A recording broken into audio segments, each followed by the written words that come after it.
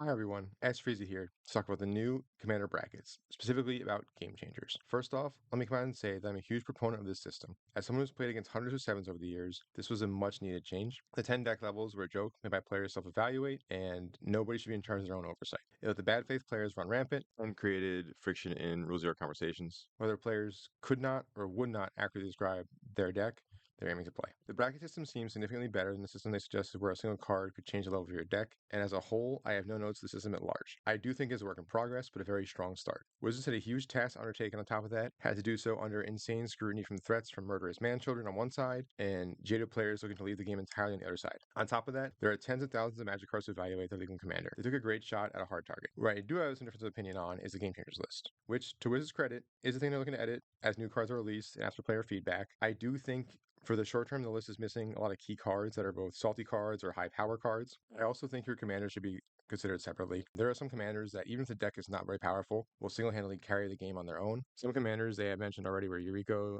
Tiger Shadow, and Turgid for being just cruel. Also, Kinnan, Bonner, Prodigy, and Urza for mana production / insanity ensuing, as well as Winota for stacks type stuff. Also Chulane for just doing what you want to be doing and just in an insane way. I think these commanders kind of signify that the game-changing commanders should be ones that need to be a focal point in the game. Basically, keep these commanders off the table or the game is over, because one player will have an absurd resource advantage upon their resolution.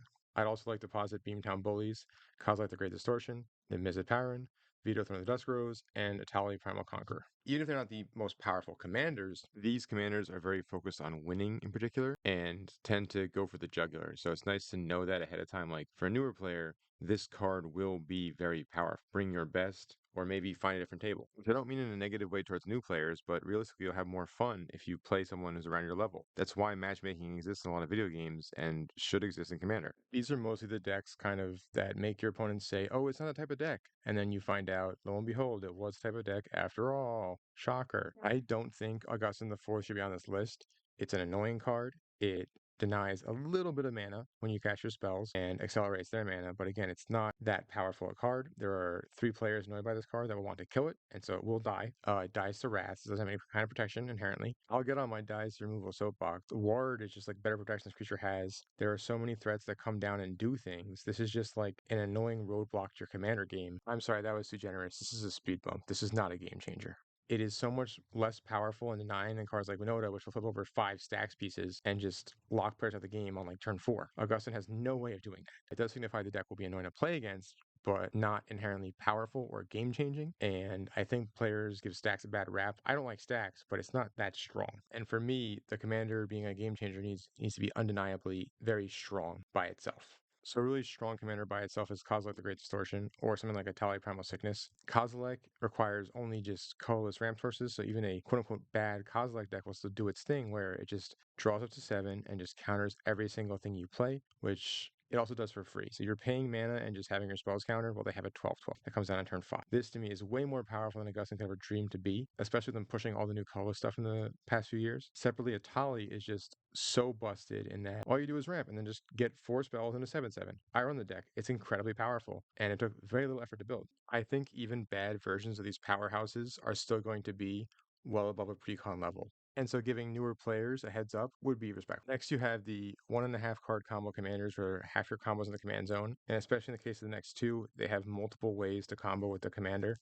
So Niv Mizzet Paran and Vito Throne of the Dust Rose. I think even weak versions of this deck can just win out of nowhere. And again, they have half the combo in their opening hand, and the combo pieces aren't like insanely expensive. The most expensive one costs 5 mana, and they're all playable cards on their own. They combo with the commander. More than half the decks have the combo piece on EDH rec. These decks will have combos in them, and if the commanders were game changers, they'd have to be in 3 at a minimum. So your precon decks aren't versing infinite combos. I'm of the firm opinion infinite combos are fine in Commander, but they should be playing against decks that have the means to stop them. I think this is where the bracket system, in theory, really shines. So for my list of commanders that would probably be game changers just on their own right, Chulane Teller of Tales, Urza, Lord High Artificer, Yuriko the Tiger Shadow, Kinnan Bonner Prodigy, Thurgrid, God of Fright, and Winota Joiner of Forces from Wizards' original list. Maybe Atali Primal Sickness, but for sure, Kozilek the Great Distortion, Beamtown Bullies, Niv Mizzet Paran, Vito Throne of the Dust Rose, just to give like a starting list. I'm sure Wizards is going to print new and more busted commanders as time goes on. When it rains, it pours, and Fire Design shows no signs of slowing down. Just kidding, I forgot Chatterfang Squirrel General. It combos with anything. I have never seen a casual Chatterfang deck. That wraps up game changing commanders. Now let's go into the list of the game changers in general. First, I think Drain of Magistrate should not be on here. This card by itself is not even a powerful card. It is an annoying card, similar to Augustin, but it's not even a stacks piece. And this one just dies to everything. It doesn't even have like the pseudo war that he kind of has. It's a 1/3 that your opponents will want to kill desperately, and so they will. And so outside of protecting this card with like insane counter magic, I think just the presence of this card in your deck is not that powerful or even game changing. I think Raz blow it up. And again, there are 3 players that want this dead. It will probably be dead. In my mind, the best use of this card is being a lightning rod to then play your commander the next turn once their removal spell is spent. The one deck I did run it in was a Bartolome and Luris companion decks. I could rebuy it, and there it's very good. But outside of like recursion it keeps on the board or insane counterspell presence, this card should not be a game changer. I think this being a creature makes it a much worse version of Humility, which I think should be a game changer. Humility, even if you cast your commander, makes it basically useless. They're both kind of against the spirit of commander, but Humility just is so much more resistant to being destroyed. No ETB creatures can destroy it. You must have a spell that destroys it, and black has like 2 answers in the entirety of the format that can destroy it, and red has 2 as well. That card in particular is just so much more egregious to me than Draenith Magistrate could ever hope to be. I think because it's a much less seen card, Humility's not on here, but of the two, it's definitely the card that is more of a game changer in my mind. I think after that, Wizards pretty much nailed all the white game changers because mass land denial is not allowed in tiers 1 through 3, so it's almost on the same footing or even higher than game changers in general. So all the Armageddon type effects won't be seeing play lower than tier 4 anyway, so you shouldn't need to include them in the game changers list to be redundant. Some players could argue that Farewell's a game changer. It's not inherently overpowered, it's very strong, but it changes the lengths of games and makes them longer, often in a negative way. I'm a huge black fan for the color pie. I think Wizards definitely needs to put some more respect on the color. As Uncle Ben once said, with great power comes minimal drawback, and the only point of life that matters is the last one, and then he probably died, which is the plot of Spider-Man 2. Don't bother Googling it. Black is very powerful, and a lot of that power is focused on key cards that are irresponsibly strong, and the cost of life doesn't actually matter for the game. Ad nauseum is a very powerful effect, and I think that in CEDH, where you're running those 0 mana cards and lands, and your deck is built in a way to power out ad nauseum, it's an amazing card. However, in the average commander deck, I don't think it's that good. The average CMC is like 3 and change a card, and it is going down, sure, but that's a lot. So 5 mana and probably all of your life, you'll draw like 10 cards, which is not good. Unless you can untap and literally win the game, you're going to lose because you've just spent all of your life to draw these cards and painted a huge target on yourself while not really doing anything to the board, and also just putting your life total like in single digits. I think that in CDH, the card's a powerhouse, but outside of like the most efficient decks, it's not going to do well. And so in the lower tiers, like Precon deck, it would just murder you to draw more than 10 cards. And even drawing 10 cards, or like 5 cards, you're going to lose half your life. So I think it's another card that, again, scales the power level and shouldn't really be on the game changers list because in the decks that are 4, it's a 4 card. In decks that are 2, it's arguably like a 1 or 2 card. So it definitely doesn't belong on this list. I think other cards here are much more powerful. I'm baffled the Wizards didn't include Necropotence on this list. You don't even put the cards in your hand when you draw them. So it gets around Bowmasters, Shieldred, all the draw hate. It's just pay life, put cards in your hand at any point, and that is kind of busted. Sure, you don't get them the turn it comes down, but every turn after that for the rest of the game, you will be in the driver's seat. This card needs to be a game changer. It is so strong. Show me a player who plays Necropotence fairly or responsibly, and I'll show you a liar. I think Grave Pack and to a lesser extent, Addictive Erebos should also be considered as game changers. I think the cards are fine to play, but they are a very uncomfortable experience for a newer player. The decks I build and my meta kind of hover in the 3 to 4 bracket range, and so I don't want to prescribe my experience to other players. I'm okay with these cards, but they make a lot of people very salty. The reasoning being, if you can't find an answer, your game just devolves into garbage time where the Aristocrats player just removes your board. Whenever you try to establish anything, it will die. That being said, it kind of pushes most Aristocrats decks into bracket 3 or higher. So that one, I believe, is more open to debate, but Necropotence for sure should be on there. Reanimate's a tough one because the strategy is so strong and Reanimate's so efficient, but there are so many versions of the card that are less efficient, but still very powerful. So drawing that line is very tough. Deadly Relic as a free removal does seem worse than Fierce Guardianship, but I think it, again, is a contender for game changers. I'm okay with it not being on there. I think it is worse overall for gameplay, but still a very strong card. But there are similar free removal spells in black and even other colors, but they usually have a drawback or a harsh condition to meet and don't usually include everything, nor do they exile. And so, similar to Reanimate, it's like, where do you draw the line? And lastly, for Black, I think Demonic Consultation can be omitted because Thassa's Oracle is on there. And so, you hopefully would not be playing one without the other. And I think wraps up Black for me. I think overall, they got a lot of good cards on there, but there are definitely more good cards in Black than they admitted. I like the idea of free counter spells as game changers. In blue, I think the expropriate may have been redundant because extra turns are not allowed in brackets 1 and 2 anyway, so they'd only ever be in bracket 3 where the game changers are. But it is nice to know they can't have so many, and expropriate is probably the worst offender. And I think mana drain should probably also be here. It's just counter spell, but a lot of upside. The first half where you play it in 1-for-1 someone's not that impressive, but when you then propel into the mid game with a ton of extra mana, you will probably win that game, and that's the part that is worrisome. Similar to reanimate spells, this will jump a certain player way ahead of the curve in terms of what threats it can deploy, and that to me is game changing. From the game changers, it's pretty clear Wizards is not that confident in red as a color. I think they are somewhat correct with that sentiment. Really, the only one I could possibly think of adding is Collecting SWAT. Sometimes the 2-for-1 blowout is almost better than Fierce Guardianship, and this card will definitely turn the game around if you cast it, and the player who targets your commander gets their commander blown up instead. And they have no warning because, again, it costs 0 mana. Lastly, green, the spoiled, abusive child of Wizards. I say this as a green player. We get too many toys, then use them to beat the other kids over the head with and go crying to mommy when the opponent plays a blue spell. For some reason, Wizards thinks, oh, if it's a thing that exists in nature, green can do it.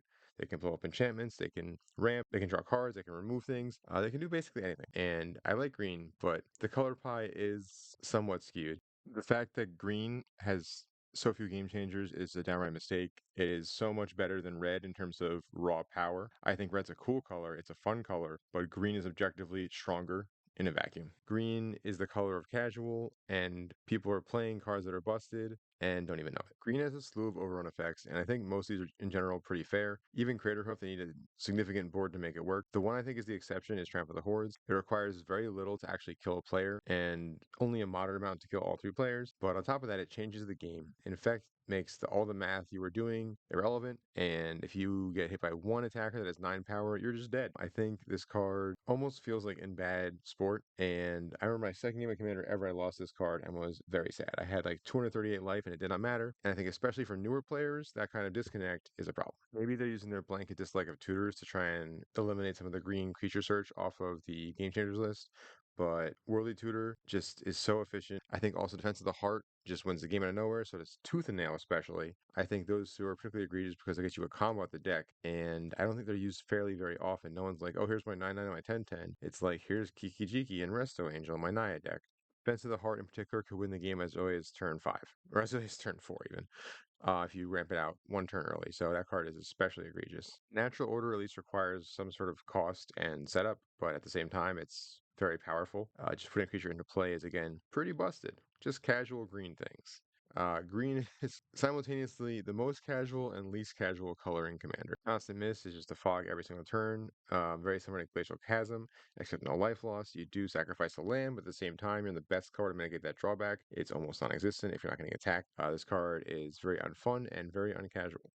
A lot of people wanted the Great Henge on here. I don't think it's that insane. It's a very good card, but you need to have a 7-power creature to get it for free, and the cost reduction means you won't have it super early. You're often not casting this before you would cast something like a Beast Whisperer, which is already a creature, so it's tutorable. I think green has oftentimes better options, but this card is still very good, and I could see it being on here. I think Greater Good is a very powerful card, but the ceiling requires a lot of build around. The floor is still very good, but the insane, not so busted ceiling of Greater Good would be on here. The floor would not. This is where that good faith kind of test comes into play. I trust a casual player to use this fairly, but if it's an unoptimized deck, this card is the best card in that deck. For colorless artifact decks, Metalworker should probably be on here. That card is insane. Thankfully, it's so expensive no one plays it, but those are the games that it sees play. It's the best card because you just ramp out 9 mana on like turn 4 and dump your whole hand. I think Chromox should really be on the Game Changers list. I think it is a very powerful card. If you're using Chromox to tutor on turn 1, it's much better than maybe play a 3-drop commander a turn early or a 4-drop commander. Chromox is the perfect example of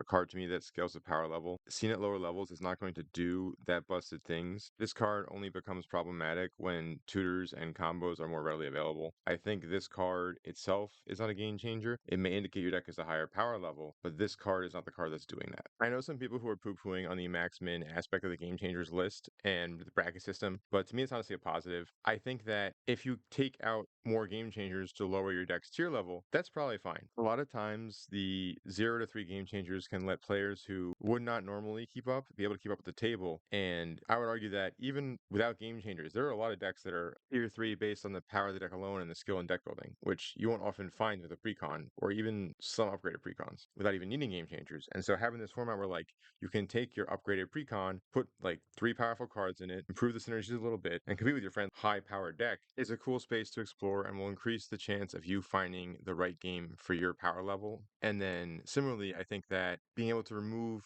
game changers altogether to drop down a couple tiers is kind of nice because maybe you don't like seeing these cards and you just say, I want to play in a format without these cards. I want to rely on my deck synergies alone. And there is the format for that. And so I do think they did a great job with the system. But now we got to shout it out for the people in the back. This is not a power level system. This is a matchmaking system. So that when you're at your LGS and you're looking for games, you can find like-minded people to play with. That's about it for my game changers and bracket video. I hope that you liked it and it was informative. If there are any cards you think I missed, please be free to let me know in the comments and be sure to like, comment, and subscribe. As always, I'm S. Freezy and I hope you have a wonderful day. Stay frosty, my friends.